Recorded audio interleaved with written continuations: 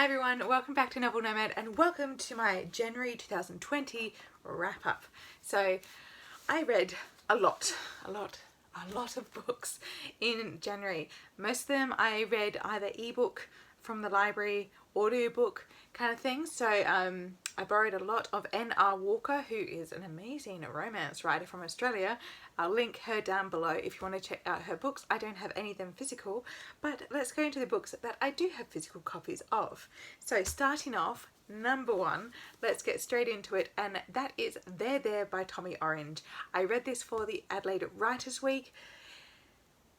It was amazing. It's so hard to describe. It's basically all of these lives are coming together leading up to the big Oakland powwow, and it's following all these Indigenous people within like the area of San Francisco and surrounding and even going into New Mexico, and all of these lives and how they interlock, and the children of different experiences and things that happened perhaps back in the 70s and their repercussions going on, and how this entire repercussion happened because of earlier decisions made by different leaders in the US and different things, and how they have slowly filtered down to affect the lives of Indigenous people within the US. So it is a stunning book.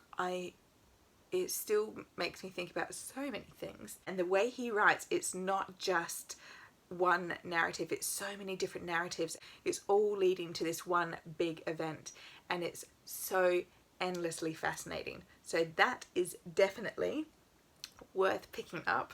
I can't wait to meet Tommy and listen to his talk. I'm so happy it's happening on a day I can actually go. Next we have Dark Emu by Bruce Pascoe.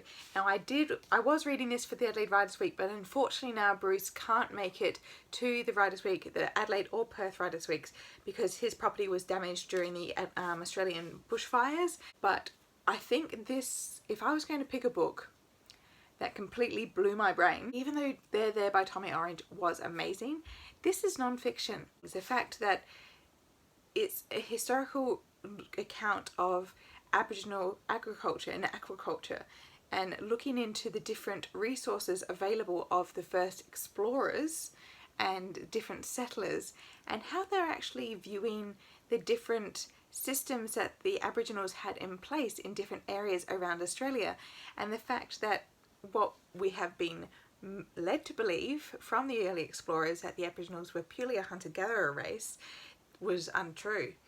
And so it's dispelling a myth. This is basically drawing the veil from my eyes, and I was astounded. It is so brilliantly written. It seems like it is a really chunky book in a way, but it's so easy to read. It just flows. He's got a really natural voice for storytelling. I don't know if it's in the US or in UK or Europe yet, but if it is, please do. It's groundbreaking in a way. It really breaks the myth that has perpetuated Australian society and Australian history for so long. So next I read a book for January in Japan, or Japan January. It was a hashtag on Instagram, and my selection was A Sailor Who Fell from Grace from the Sea, or With the Sea, sorry, by Yukio Mishima.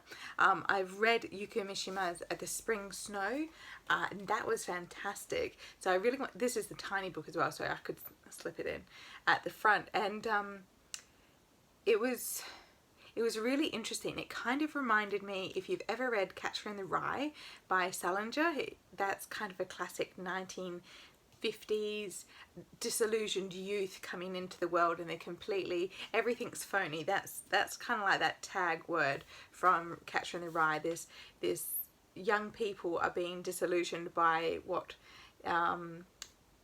the marketing people trying to sell them, and they're realizing that really quickly, because obviously the illusion isn't reality, and when reality doesn't match up to what they're potentially supposed to have, and what they're supposed to have is unattainable, that's when it's all phony and it's fake, and it's not, you know, that dream is completely unattainable and it's depressing. So with this one, it follows more of the disillusioned youth in Japan post World War II, when there was obviously a lot of Western occupation, and when that left, and this is set and written in the 1960s, and it really, really kind of breaks apart that desire for Japanese masculinity, because this whole Western consumer culture started to come into play, and the youth in this book were trying to break away from that, and they're trying to find something vast and heroic, and they find it in the sea, this untamable like world that the men who go out on it are considered heroic, but they fail to view the humanity within these men. And the ending is phenomenal. It just blew me away. But there is one scene in it which has a cat being quite brutally killed and dismembered. So if you don't like, I mean, I had to stop reading this then and then go read something else. I had to step away, but I did come back to it and finish it. It's very clinical. It's not like, it's not cruelly done, but it's done to illustrate the cruelty and that blind following, that the children who, there's one child that wanted to do it and all the other kids didn't want to do it, but they blindly followed that one leader, and it had horrendous outcome in the end, and it kind of leads to that ending. It's kind of that whole crucible. It's just that boiling, it's reaching that boiling point. So there is some animal cruelty in here, just FYI. Next, upon recommendation, I read Kiss Number 8. This is by Colleen A.F. Venerable and Ellen T. Crenshaw, and this was really brilliant. I went into it not 100% sure. It was recommended by my go-to graphic novel recommendation person, and she loved it. It was her favourite book of 2019, and I read it in an evening.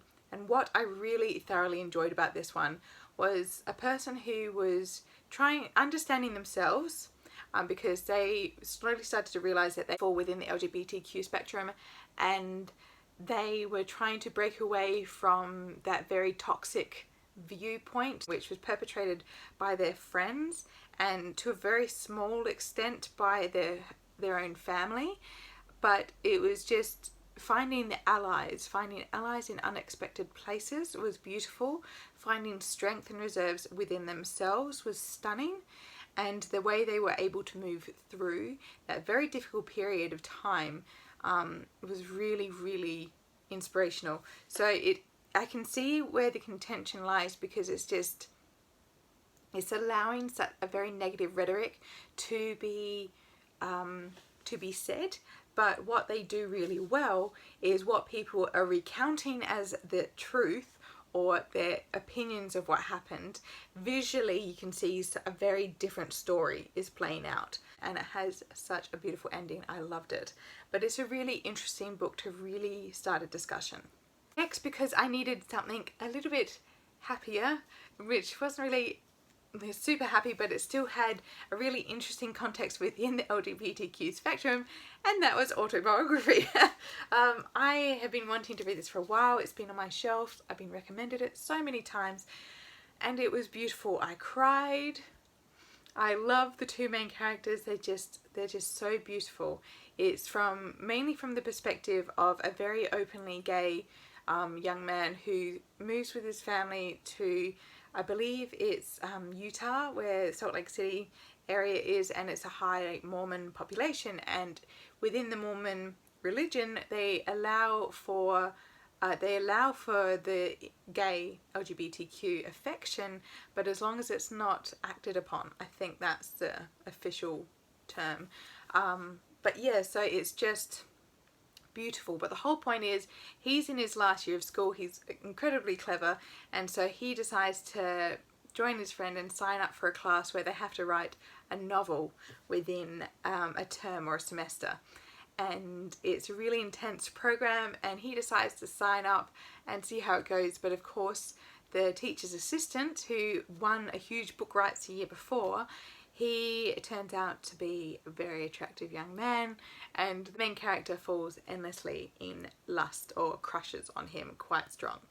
and it's just basically how they navigate that relationship from there within the ideas of faith. So I think it's very appropriate and it's very well written, and there's been a lot of research that's gone into this, so I highly recommend. It's such a beautiful book, and it's just filled with so much emotional depth that it's stunning. I thoroughly loved this read. Something a little bit more intense, well, I mean, it's still intense, like Autobiography was intense, but this was dark, emotionally intensive, and that is Red at the Bone by Jacqueline Woodson. This was quite fascinating because what this was really focusing on was a girl is turning 16, and for part of the celebrations she basically gets dressed up and they celebrate her sweet 16th as a family, so it's kind of like that marker of achieving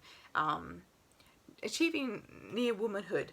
So it's an African American family, and the tension comes from the mother never celebrated her sweet 16th, so the daughter's wearing her dress, all of these things, because she fell pregnant with the daughter before she even got to celebrate hers.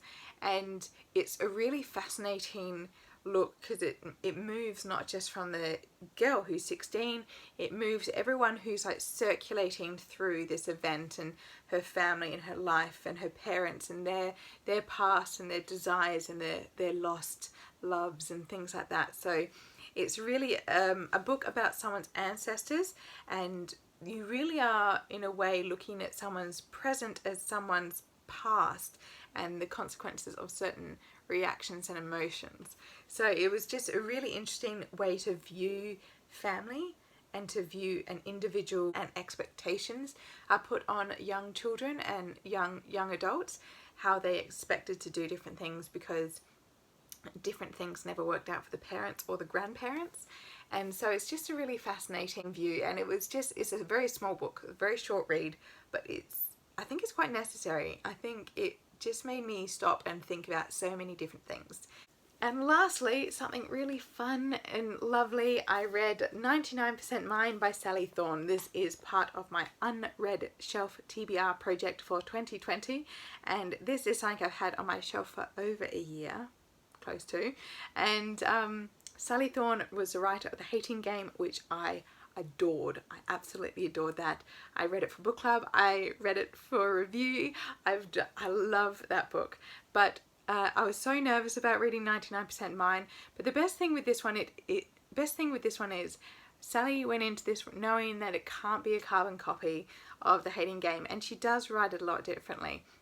So Darcy, the main character Darcy, she is a woman who is always on the run or always defensive, and she's trying to experience everything in life because she has a eurythmia, or a bit of a dodgy heart really. It doesn't beat properly, and it can fluctuate beating pattern, so it doesn't have a steady beat.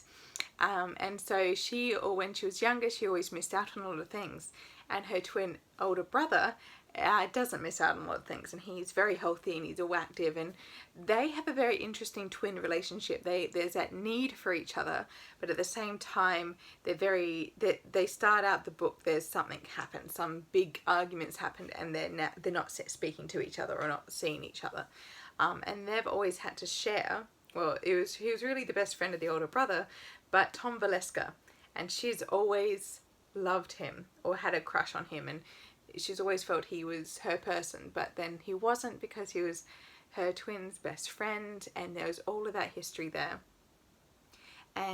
But she has really seen the true Tom, not the Tom that everyone wants him to be. But it's a good read. I really thoroughly enjoyed it. The characters are fascinating. Okay, so that was my January wrap up. I hope you all had a wonderful reading month for January, and let me know what you're reading for February, because I have all my challenges that I am doing. But I think my February TBR is purely going to be Adelaide Writers Week and other book club reads. So otherwise, I'll see you next time. Happy reading. Bye.